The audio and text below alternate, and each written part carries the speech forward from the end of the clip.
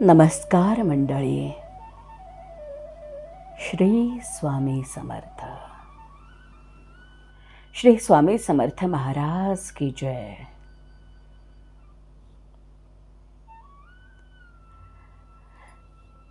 स्वामी समर्थ आद्य बखर. मी आजपासून अभिवाचनासाठी आपल्यासमोर सादर करण्यासाठी घेत आहे. हे खूप मोठा शिवधनुष्य आहे. हे शिवधनुष्य जरी मी माझ्या हातात घेतलं असेल तरी त्याची प्रत्यंचा मात्र श्री स्वामी महाराजांच्याच हातात आहे. आणि माझी ही सेवा स्वामी गोड मानून घेतील, पूर्णत्वास नेतील अशी मला आशा आहे. आणि स्वामी, ही तुमच्या चरणी माझी प्रार्थना आहे. हे स्वामी माऊली, तुमचे लेख तुमच्याजवळ विनंती करतीये. तुमचे कृपाशीर्वाद या अभिवाचनासाठी पाठीशी असावेत आणि हे अभिवाचन अखंडितपणे पूर्णत्वास जावं. स्वामी माझे माऊली आहे. स्वामी माझे सद्गुरू माऊली, सद्गुरू महाराज आहेत. स्वामींचं माझ्या आयुष्यातील स्थान मला असं वाटतं की या प्रस्तावनेत मी थोडंसं तुम्हाला सांगावं आणि मगच आपण पुढे सुरुवात करायला हवी. आज मी घेत असलेला प्रत्येक श्वास हा श्री स्वामी समर्थ महाराजांच्यामुळेच शक्य आहे आणि मी घेत आहे. हे मी अगदी खात्रीपूर्वक सांगेन तुम्हाला.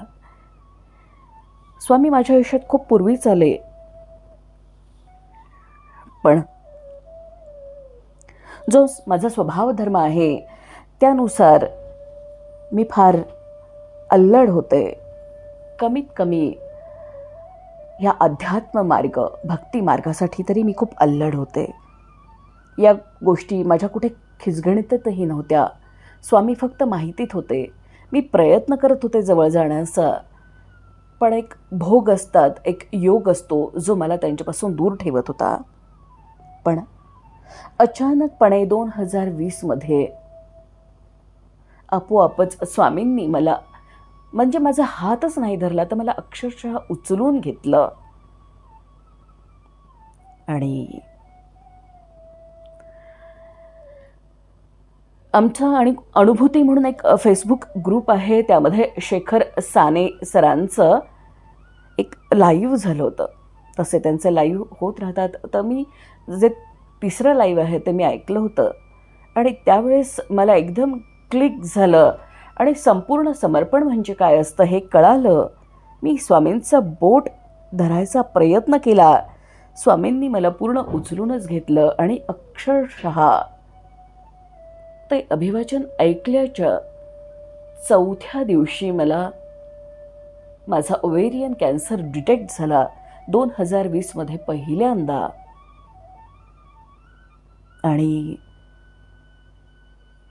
अंतिम टप्प्याचाच प्रवास होता तो, असं डॉक्टरांनी सांगितलं होतं. पण जिथे स्वामी स्वतः प्रत्यक्ष आहेत पाठीशी, तिथे इतर गोष्टींची काय चिंता. अतिशय सहजपणे ते दिवस निघून गेले. शेवटच्या कन्सल्टेशनमध्ये डॉक्टरांनी सुद्धा म्हटलं की तुमच्या पहिल्या रिपोर्टपासून सगळं आम्हाला चमत्कारच आहे. आणि ते खूप स्वाभाविक आहे, कारण अशक्य ही शक्य करतील स्वामी. पण विज्ञान तर विज्ञान आहे. डॉक्टरांनी सांगितलं की पुन्हा होण्याची शक्यता आहे आणि त्यानुसार 2020 पासून आत्तापर्यंत मला 2दा रिकरन्स झालेला आहे. म्हणजे एकूण 3 वेळेस कॅन्सरला मी सामोरी गेलेली आहे.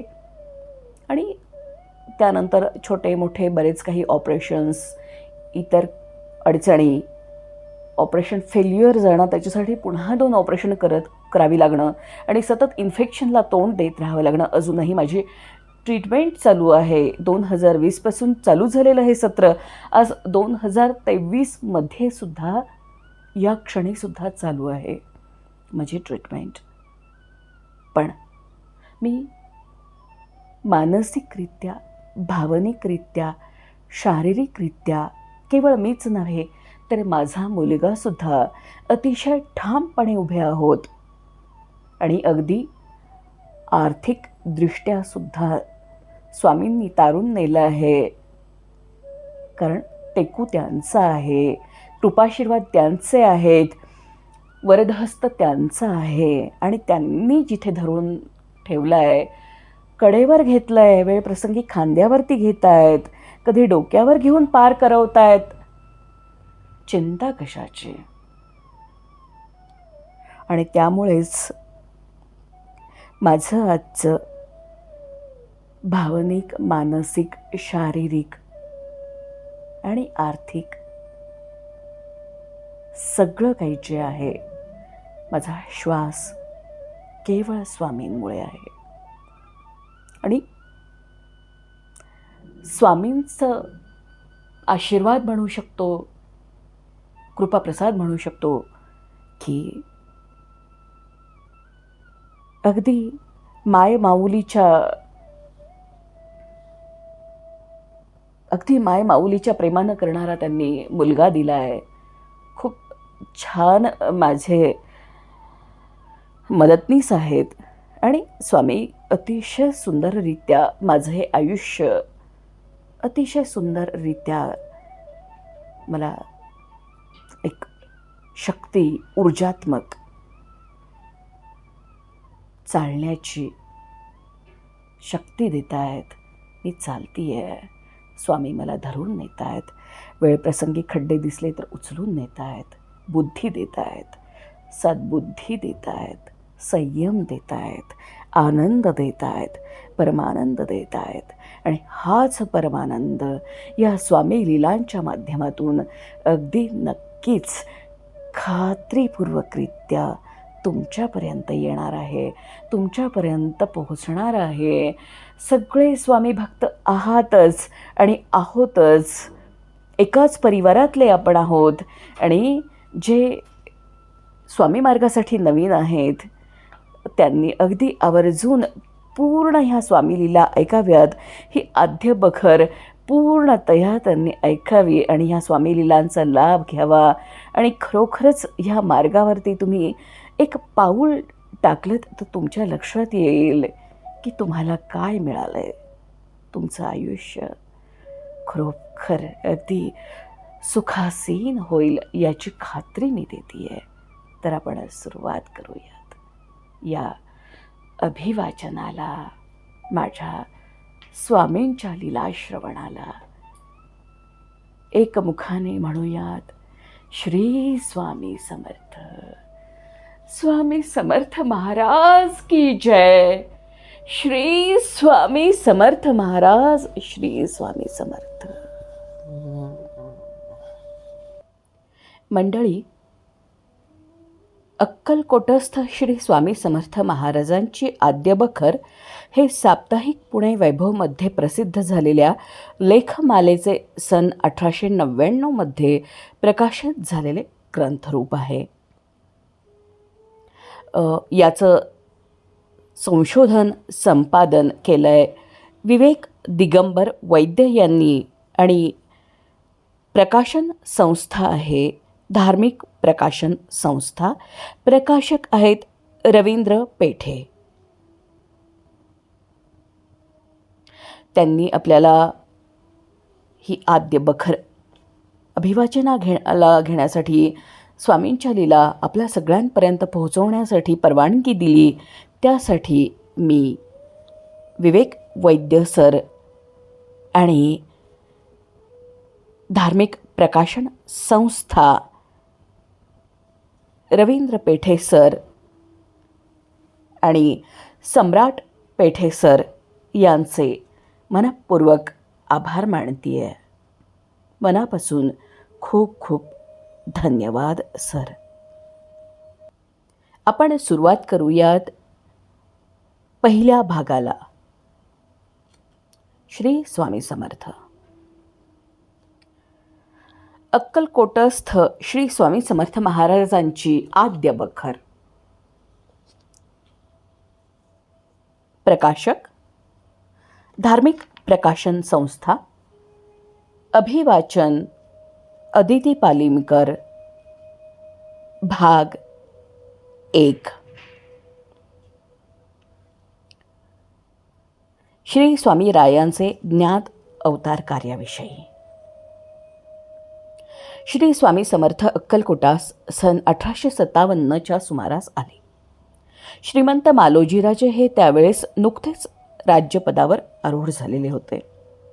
श्री स्वामी महाराज हे प्रथम मंगळवेढ्यास प्रसिद्ध झाले. तिथून ते सोलापुराला आले आणि तिथून ते अक्कलकोटास आले. अनंत लीला करून श्री समर्थांनी जगदुद्धार केला. काशीपासून रामेश्वर पावेतो हजारो लोक श्री स्वामी महाराजांचे दर्शनास येऊन पुनीत होऊन गेले आहेत. महाराजांची तोंडचा प्रत्येक शब्द आणि त्यांची प्रत्येक कृती ही चमत्काराची असे. नित्य शतशः चमत्कारांच्या गोष्टी घडून येत. कोणी त्या लिहून ठेवल्या असत्या तर आज आपणास महाराजांच्या चरित्राचा भागवत भारताप्रमाणे ग्रंथ वाचण्यास मिळाला असता. आपल्या कमनशिबाने महाराजांची लीला ते असताना कोणी लिहून ठेवली नाही. त्यांची साग्र लीला कोणाच्यानेही लिहिता झाली नाही, कारण प्रत्येक क्षणोक्षणी त्यांच्या लीलेत चमत्कार दृष्टीस पडे.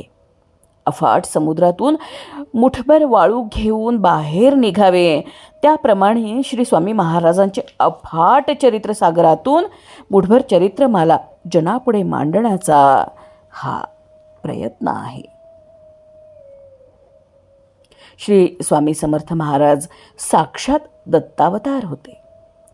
श्री गुरुचरित्रात दत्ताचे अवतार वर्णिले आहेत ते श्री दत्त, श्रीपाद स्वामी व नृसिंह सरस्वती असे आहेत.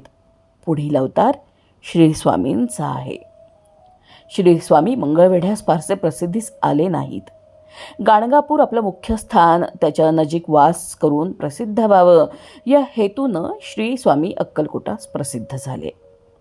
श्री स्वामींचे सर्व भक्त त्यांना दत्ताचा चौथा अवतार म्हणून भक्ती करतात आणि पुढील चरित्रावरून सर्व वाचकांना तशी खात्रीच होणार आहे.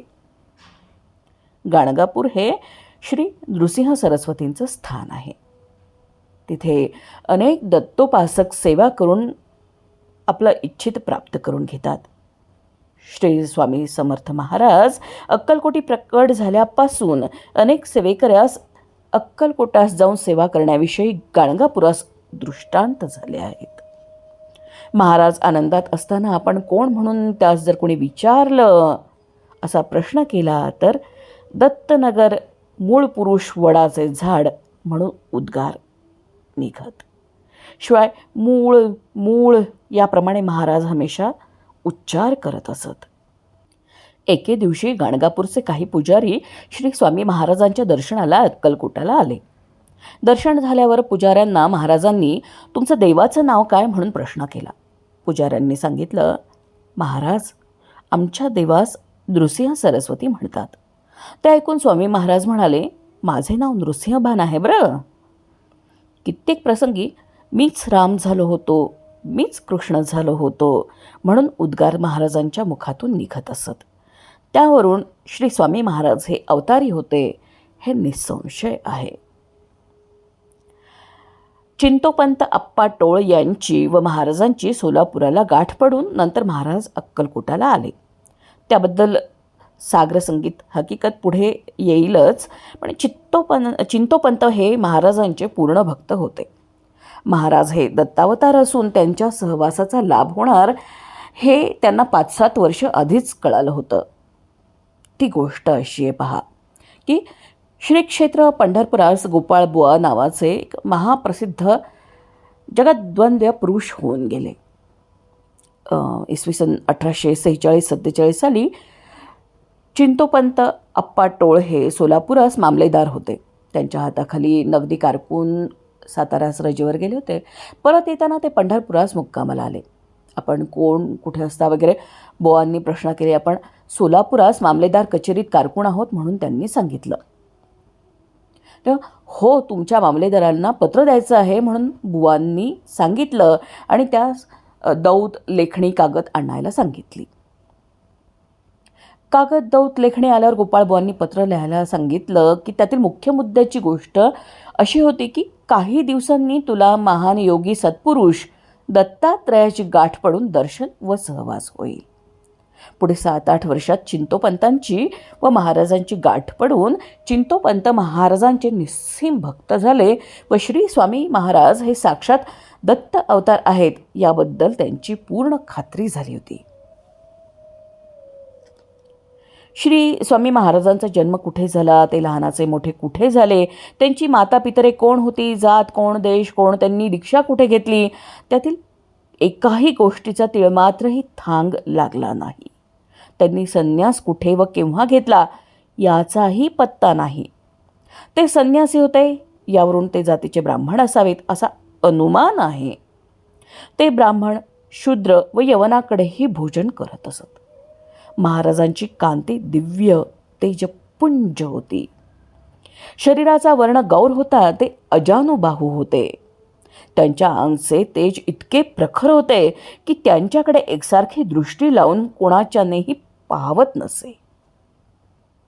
महाराजांच्या दर्शनास लोक येत ते त्यांच्या पायीवर डोई ठेवून देवाप्रमाणे दर्शन घेत.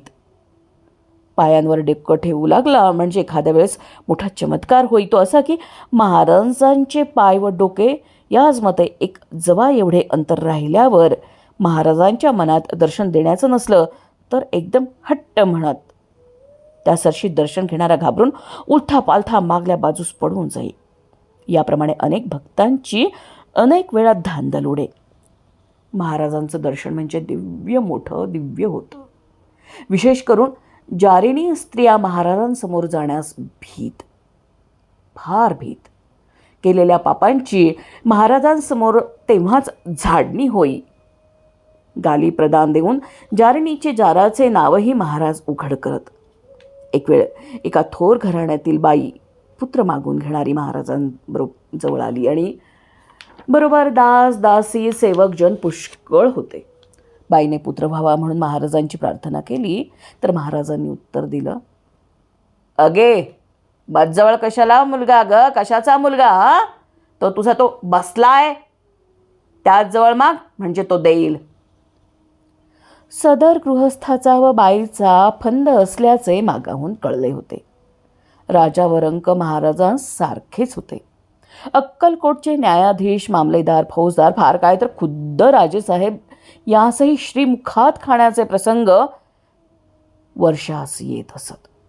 डोकीचे पागोटे काढून लांब फेकून देणं, शिव्या देणं वगैरे खेळ महाराजांचे हमेशा चालायचेच. पण कोणाची बिशाद नाही की महाराजांपुढे कोणी ब्र म्हणेल किंवा केल्या हुकमाची अवज्ञा करेल. वाचक हो, हे लिहित असता महाराजांची रागाची आठवण होऊन मलाही कापरे भरले व लेखणी चालत नाहीशी झाली. महाराजांची चरणी मस्तक ठेवून माफी मागून त्यांची आज्ञेनी गुणानुवाद वर्णन करीत आहे. महाराजांस पाहिल्याबरोबर ते देवरूप आहेत अशी मनाची खात्री होई. दुसरी गोष्ट अशी की महाराज वाटतील तशी अचाट कृत्ये करत, पण कोणत्याही वेळी त्यांचे अमृत दृष्टीने अपघात किंवा विपरीत गोष्ट घडून आल्याचे एकवारही कोणाच्याही पाहण्यात आले नाही. सन 1876च्या दुष्काळात एके दिवशी सकाळी आम्ही महाराजांच्या दर्शनाला गेलो होतो. गावाबाहेर एका बड्या बावडीजवळ महाराज बसले होते आणि लीला करत होते. तितक्यात एक मारवाडी हातपाय धुवून लोटा भरून घेऊन महाराजांच्या दर्शनाला आला. दर्शन घेऊन मारवाडी परत जाऊ लागला. तितक्यात महाराजांनी त्याला परत बोलवलं आणि त्याच्या हातातील तांब्या घेऊन त्यातील पाणी महाराजांनी सांडून टाकलं आणि लोटा भिरकवून सुमारे 25-30 पावलांवर बावडी होती ती फेकून दिला. आता त्या बावडीत पाण्याच्या दुष्काळामुळे 50-60 माणसांची गर्दी होती. आम्हाला वाटलं की हा मारवाडी जड लोटा कोणाच्या तरी डोकीत बसून त्याचा मोक्ष होतो. पण महाराजांची अगाध करणी कशी आहे ती पहा. विहीर होती 30-40 हात खोल. लोटा जो त्यामध्ये पडला तो कोणाच्याही डोक्यात न बसता गर्दीच्या मध्यभागी रिकामी जागा होती, अगदी त्यावर बेताने पडला. आपण कोणतीही चांगली गोष्ट करण्यास लागलो की त्यात देखील विपरीतपणा घडून येतो ना. पण महाराज शतशः विपरीत गोष्टी करत असूनसुद्धा त्यांचे परिणाम जर चांगले होत होते, तर महाराजांच्या अवतारीपणाबद्दल आणि त्यांच्या दैवी सामर्थ्याबद्दल शंका घेण्यास कुठे जागा राहते. श्री स्वामी समर्थ महाराजांची आद्य बखर भाग पहिला समाप्त. क्रमशः. धन्यवाद.